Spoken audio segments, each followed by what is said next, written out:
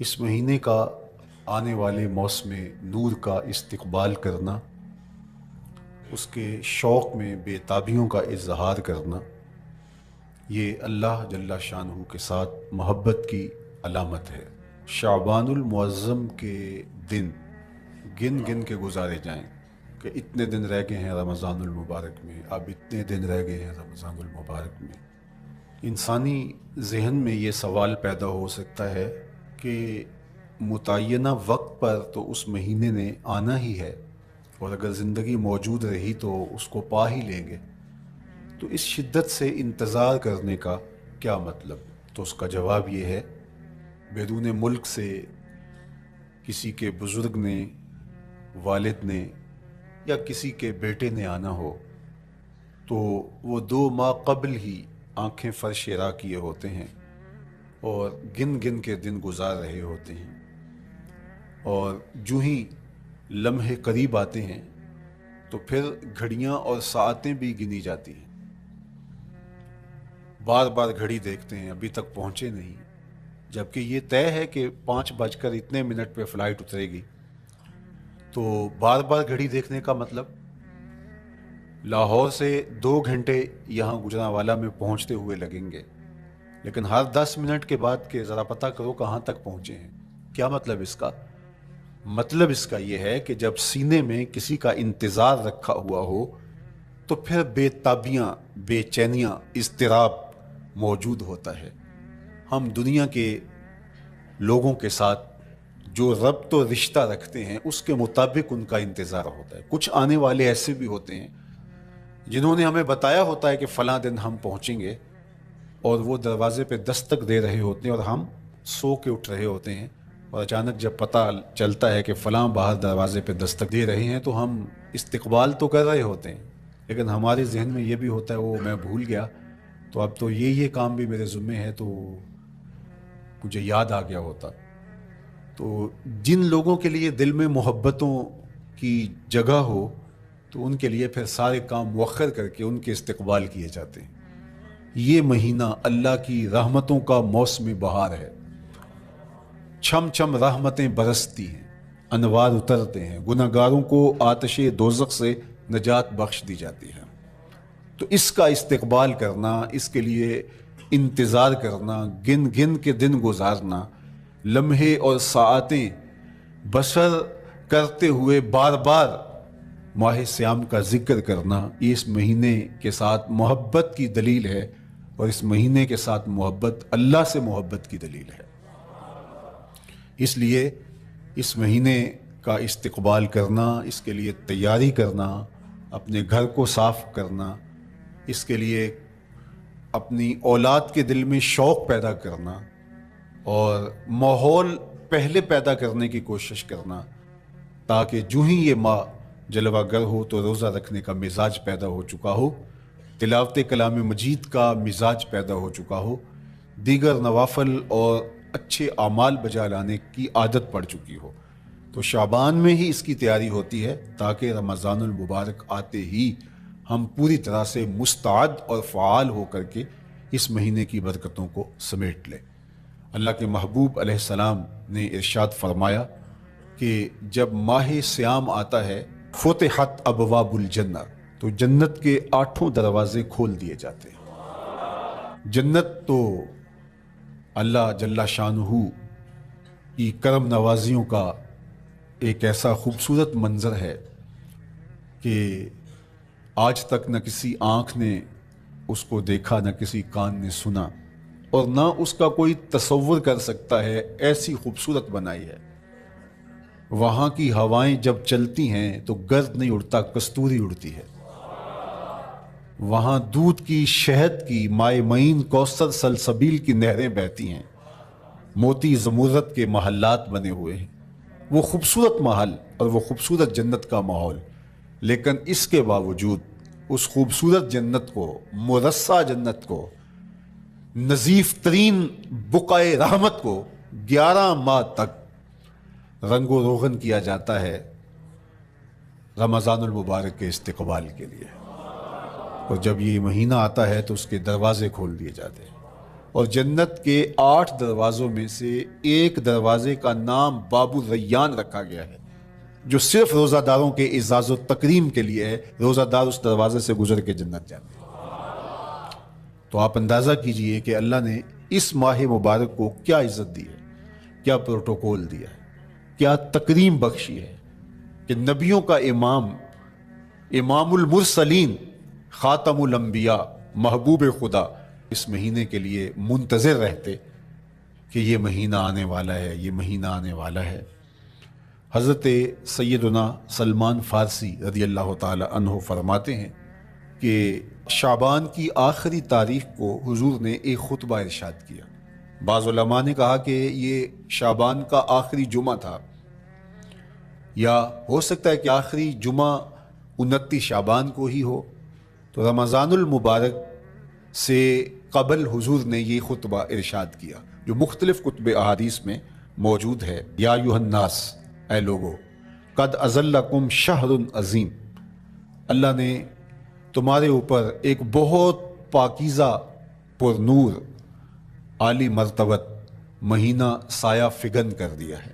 شہر فیہ لیلۃ خیر من الف شہر، اس مہینے میں ایک ایسی رات ہے جو 1000 مہینے سے بہتر ہے۔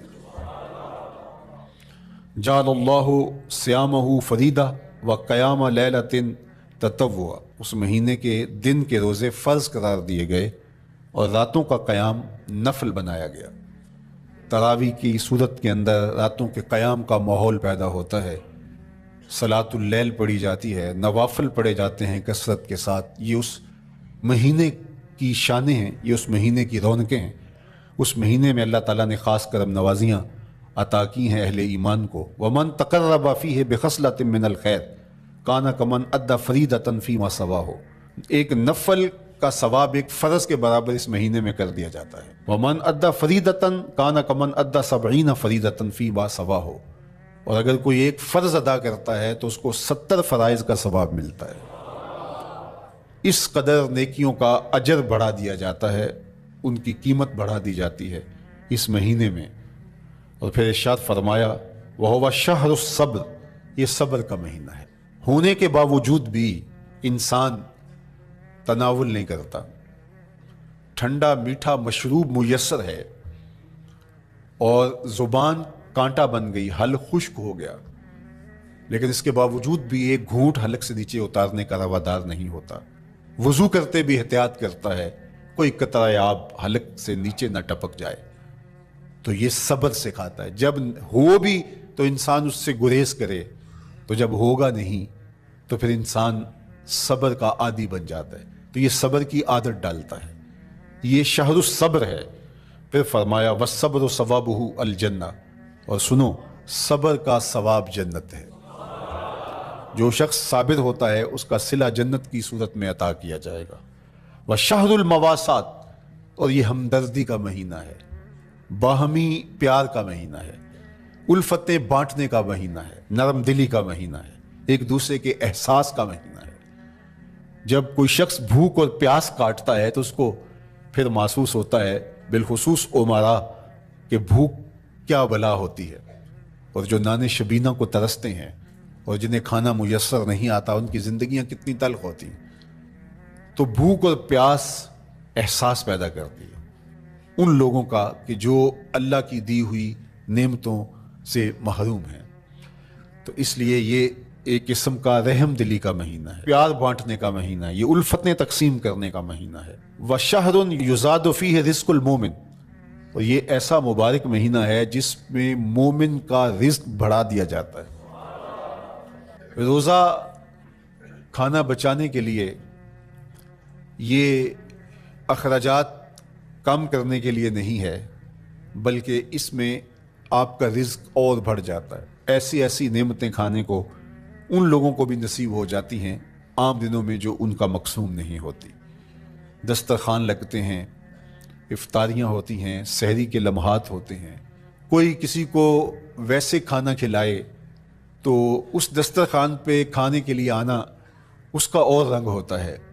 لیکن افطار کا دسترخوان جب بچھتا ہے اور لوگ جب اس کے اوپر آتے ہیں، امیر بھی آتے ہیں، غریب بھی آتے ہیں، تو اللہ کی دی ہوئی نعمتیں جو دسترخوان پہ پڑی ہوتی ہیں ان کو اٹھاتے ہیں، کام و دہن کی تسکین کا سامان کرتے ہیں، عزت نفس بھی مجروح نہیں ہوتی اور طرح طرح کی نعمتیں کھانا بھی دستیاب ہو جاتی ہیں۔ تو یہ ایک مہینہ ہے مواسات کا، اس میں رزق بڑھ جاتا ہے، غرباء تک بھی اللہ کی نعمتیں وہ پہنچتی ہیں جو عام دنوں میں ان کو میسر نہیں ہوتی، اور امراء بھی نعمتوں کا لطف لیتے ہیں، نعمتوں کا مزہ انہیں آتا ہے، اس لیے کہ بھوک کاٹنے کے بعد جب ان کو نعمت میسر آتی ہے تو پھر انہیں احساس ہوتا ہے۔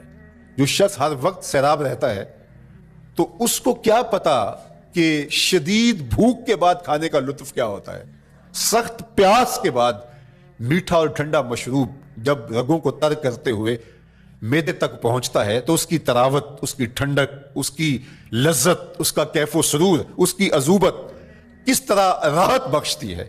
اسی لیے میرے اور آپ کے آقا و مولا نے ایک دوسرے مقام پہ ارشاد فرمایا، للصائم فرحتان، فرحۃ عند فطرہ و فرحۃ عند لقاء ربہ۔ روزے دار کے لیے دو خوشیاں ہیں، ایک خوشی اسے تب ملتی ہے جب وہ روزہ افطار کرتا ہے، وہ لمحے مسرتوں کے ہوتے ہیں، ایک روحانی احساس ہوتا ہے، اتنا لمبا دن، اتنا سخت دن، گرمی کی شدت، مالک تیرا شکر ہے لمحہ اختتام پہنچا اور یہ اتنا لمبا دن تیرے حکم کی تعمیل کرتے ہوئے بسر ہو گیا۔ ایک تو روزہ کھولتے ہوئے وہ ایک سرشاری ہوتی ہے، وہ ایک لذت ہوتی ہے، روحانی تسکین ہوتی ہے۔ آج کل وہ افطار کے دسترخوان لگتے ہیں تو جس طرح ہمارے سارے معاملات جو ہیں وہ ملوث ہو گئے ہیں ریا سے، تصنع سے، اس طرح افطار بھی ایک فیشن کے طور پہ فروغ پا رہی ہے۔ تو اس میں امراء کو اور شخصیات کو بلایا جاتا ہے اور ایسے لوگ کثرت کے ساتھ ہوتے ہیں جن کا روزہ بھی نہیں ہوتا، تو پھر ظاہر ہے رسماً تو اتنی دیر تک وہ کچھ نہیں اٹھا سکتے جب تک اذان کی آواز نہیں آتی، افطار کے لمحے نہیں آتے۔ تو اس وقت جو روزہ دار ہوتا ہے جب وہ مشروب لے رہا ہوتا ہے، جب وہ کوئی لقمہ اتار رہا ہوتا ہے، تو اس کی جو فرحت ہوتی ہے، اور جس نے روزہ نہیں رکھا اور وہ بھی افطار کے دسترخوان پہ بیٹھا ہے، تو کیا اس کو کوئی روحانی حظ، کوئی سرور، افطار کے لمحوں کا کوئی لطف مل سکتا ہے؟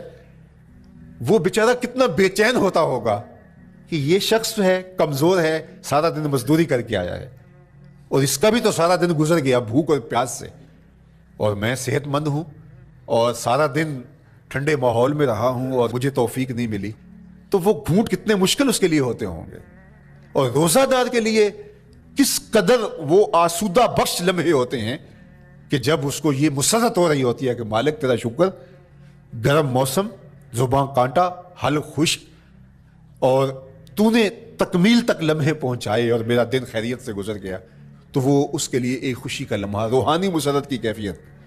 اور دوسری کہ جب وہ ٹھنڈا اور میٹھا مشروب، سارے دن کی سوکھی ہوئی زبان اور خشک حلق، اور انسان کی جو ہے وہ رگیں بھی، انتڑیاں بھی خشک ہو چکی ہوتی ہیں، تو ٹھنڈا اور میٹھا مشروب جب انسان کے معدے کی طرف بڑھ رہا ہوتا ہے، زبان بولے نہ بولے، ایک ایک رواں اللہ کی حمد بول رہا ہوتا ہے، اور تشکر انسان کے رگو ریشہ سے ادا ہو رہا ہوتا ہے، اور اس کی کیفیت، اس کی سرشاریاں، اس کی لذتیں وہ دیکھنے کی ہوتی ہیں۔ تو کہا للصائم فرحتان، روزے دار کو تو ایک فرحت اس وقت ملتی ہے عند فطرہ ہی، جب وہ روزہ کھولتا ہے، روحانی فرحت بھی، جسمانی فرحت بھی، وفرحۃ عند لقاء ربہ، اور دوسری فرحت اور دوسری خوشی اسے تب ملے گی جب اس روزے کے صلے میں اللہ تعالیٰ اپنے رخ انور سے پردہ اٹھا دے گا اور روزہ دار کو اپنے دیدار کی دولت عطا کرے گا، تو وہ پھر منظر دیکھنے والا ہوگا، روزہ دار کی آنکھیں ٹھنڈی ہو جائیں گی۔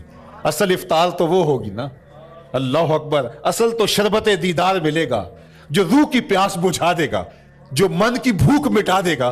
تو کہا للصائم فرحتان، فرحۃ عند فطرہ و فرحۃ عند لقاء ربہ، روزہ دار کے لیے دو خوشیاں ہیں، ایک خوشی وہ ہے جب اس کے جسم کی پیاس بجھتی ہے، اور ایک خوشی تب ملے گی جب روح کی بھوک مٹے گی، جب من کی پیاس بجھے گی، اور پھر وہ سرشاریوں کے عالم میں دیکھتا ہی چلا جائے گا، اور وہ سیراب ہی نہیں ہو پائے گا کہ میں ان دو آنکھوں سے دیکھ رہا ہوں، کاش کہ لوں لوں دے مڈ لک لک چشمہ، ایک کھولا تھے ایک کجا ہوں۔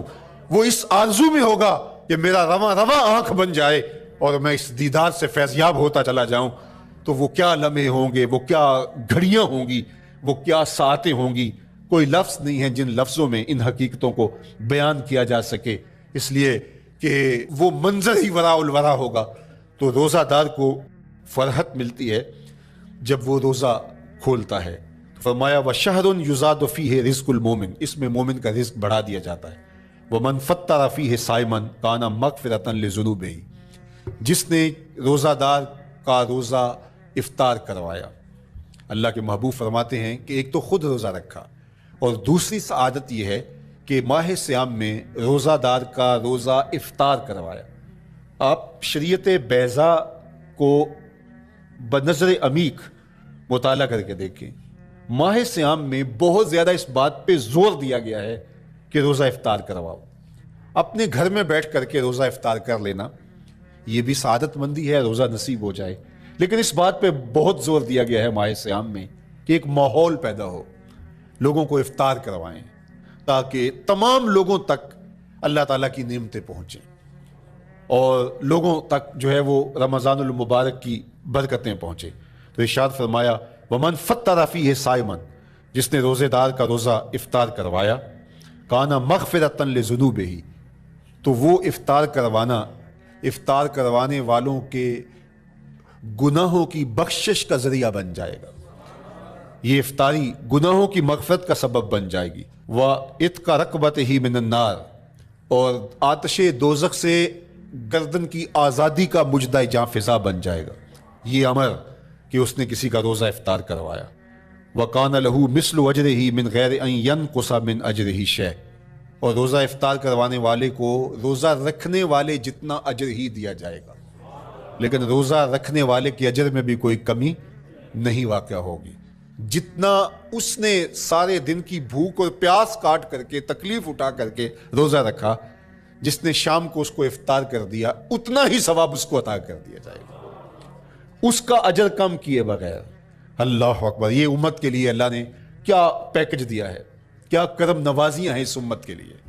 آقا کریم نے ارشاد فرمایا ایک شخص صبح سے لے کے ظہر تک مزدوری کرتا ہے، اس کو ایک قیراط دیا جاتا ہے، اور ایک شخص ظہر سے لے کر عصر تک مزدوری کرتا ہے، اس کو بھی ایک قیراط دیا جاتا ہے، اور ایک عصر سے لے کر مغرب تک مزدوری کرتا ہے، اس کو 2 قیراط دیے جاتے ہیں۔ فرمایا پہلی مثال یہود کی ہے، دوسری مثال نصارہ کی ہے، اور تیسری مثال میری امت کی ہے۔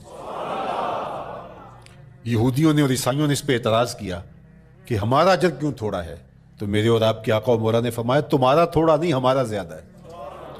آج کل اگر 1000 روپیہ مزدوری چلتی ہو مزدور کی، تو کوئی شخص صبح سے شام تک ایک شخص سے مزدوری کروائے اور 1000 روپیہ دے دے، اور دوپہر کو اڈے سے جا کے ایک مزدور اور لے آئے، شام کو اس کو بھی 1000 روپیہ دے آئے، اور ایک شخص کو عصر کے وقت لائے اس کو 2000 روپیہ دے دے، تو 1000 والا کہے کہ میرے سے زیادتی ہوئی ہے، تو اس سے زیادتی تو نہیں ہوئی، اسے تو پوری مزدوری دی گئی ہے، اب اس پہ مہربانی ہوئی ہے، اس پہ رحمت ہوئی ہے۔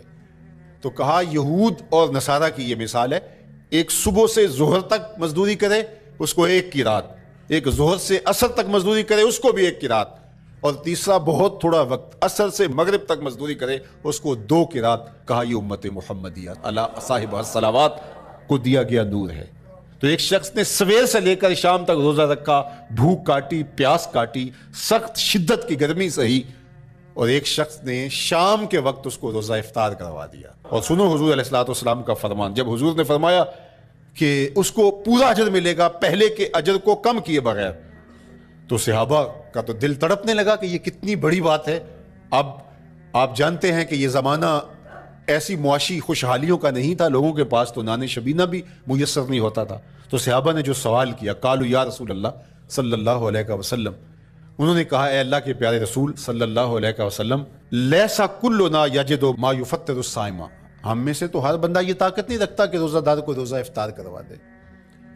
تو یہ اتنی بڑی سعادت، تو یہ تو پھر اہل زر ہی یہ سعادت حاصل کر پاتے ہیں۔ ہمارے جیسے لوگ تو پھر جو مال و دولت نہیں رکھتے تو وہ تو پھر یہ سعادت نہیں حاصل کر پائیں گے۔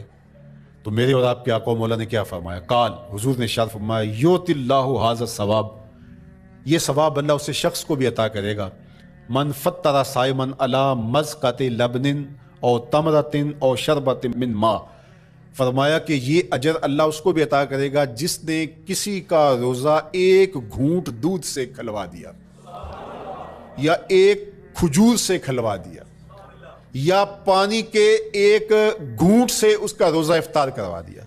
لازمی نہیں ہے کہ دسترخوان سجا ہو، انواع اقسام کے کھانے پڑے ہوں اور وہ افطاری ہی افطاری قرار پائے گی۔ جس نے کسی کو وہاں باہر ٹوٹیوں سے پانی کا گلاس بھر کے، کٹورا بھر کے سادہ پانی بھی پیش کر دیا تو اس کو بھی ثواب مل جائے گا۔ کتنا ثواب ملے گا؟ پورا روزہ رکھنے کا ثواب اس کو ملے گا۔ کتنی رحمتوں کی لوٹ سیل لگی ہے۔ کوئی ایسے بھی بانٹتا ہے، کوئی ایسے بھی کرم نوازیاں ہوتی ہیں، لیکن میرے رب کے خزانے کتنے کھلے ہیں۔ میں نے مدینہ المنورہ میں ایک شخص کو دیکھا کہ وہ روزے کے وقت وہاں سے ہی گلاس لیتا اور زمزم سے بھرتا اور روزہ داروں کے آگے رکھتا چلا جاتا، اور روزانہ اس کا یہ عمل ہوتا۔ نماز عصر کے بعد شروع ہوتا، جتنی اس کی پہنچ ہوتی ہر ایک کے آگے رکھتا چلا جاتا۔ پانی بھی وہاں سے لیا، گلاس بھی وہاں سے لیا۔ اللہ اکبر! فرمایا دودھ کا ایک گھونٹ یا پانی کا ایک گلاس یا ایک کھجور اس نے کسی کو پیش کی اور اس نے اس سے روزہ کھولا۔ اللہ کے محبوب فرماتے ہیں پہلے کے اجر میں بغیر کسی کمی کے اس کو پورا ثواب روزے کا نصیب ہوگا۔ اللہ اکبر! اب سنو، پھر حضور نے ارشاد فرمایا ومن اشبع صائمن، اور جس نے صحیح اہتمام کے ساتھ روزے دار کو اچھا کھانا کھلایا، اچھی پرتکلف افطاری دی، سقاہ اللہ من الحوض شربتا لا یظمأ حتی یدخل الجنہ، اس کو حوض کوثر سے ایسا جام ملے گا کہ اس کو کبھی پیاس نہیں ملے گی یہاں تک کہ جنت میں چلا جائے گا۔ اللہ اکبر! اس کو کوثر کے جام نصیب ہوں گے حشر کی گرمی میں۔ اور آپ کو معلوم ہے، علماء سے آپ نے بارہا سنا ہوگا کہ جام کوثر جس نے ایک بار پی لیا پھر 50,000 سال کے دن میں اس کو دوبارہ پیاس نہیں لگے گی۔ یہ جام کوثر کی خصوصیت ہے۔ فرمایا وَهُوَ شَهْرٌ أَوَّلُهُ رَحْمَةٌ، یہ وہ مہینہ ہے جس کے پہلے 10 دن رحمت ہیں اور اس کا درمیانی عشرہ مغفرت ہے، وَآخِرُهُ عِتْقٌ مِّنَ النَّارِ، اور اس کا آخری عشرہ جو ہے وہ آتش دوزخ سے نجات کا ضامن ہے۔ فَاسْتَكْثِرُوا فِيهِ مِنْ أَرْبَعِ خِصَالٍ، کہا کہ 4 کام اس مہینے میں کثرت کے ساتھ کرو۔ خصلتان ترضون بہما ربکم، 2 کام تو وہ ہے جس سے تم اپنے رب کو راضی کرو گے۔ وخصلتان لا غنا بکم عنہما، اور 2 کام ایسے ہیں کہ ان سے بے نیاز نہیں ہو سکتے تو وہ تمہیں کرنے پڑیں گے۔ اما الخصلتان اللتان ترضون بہما ربکم، وہ 2 خصلتیں، 2 کام جن کے ذریعے سے تم اپنے رب کو راضی کر سکو۔ فشہادت اللہ الہ الا اللہ، وہ گواہی دینا ہے لا الہ الا اللہ۔ وتستغفرونہ، اور تم کثرت سے استغفار کرو، اللہ سے بخشش مانگو۔ یہ 2 کام تم نے کرنے ہیں۔ وَأَمَّا الْخَصْلَتَانِ اللَّتَانِ لَا غِنَىٰ بِكُمْ عَنْهُمَا، اور وہ چیزیں جن بغیر تمہیں چارہ نہیں ہے۔ فَتَسْأَلُونَ الْجَنَّةَ وَتَعُوذُونَ مِنَ النَّارِ، اللہ سے جنت طلب کرو اور دوزخ سے پناہ مانگو۔ تو یہ 2 کام جو تمہاری ضرورت ہے تم اس مہینے میں کثرت کے ساتھ کرو۔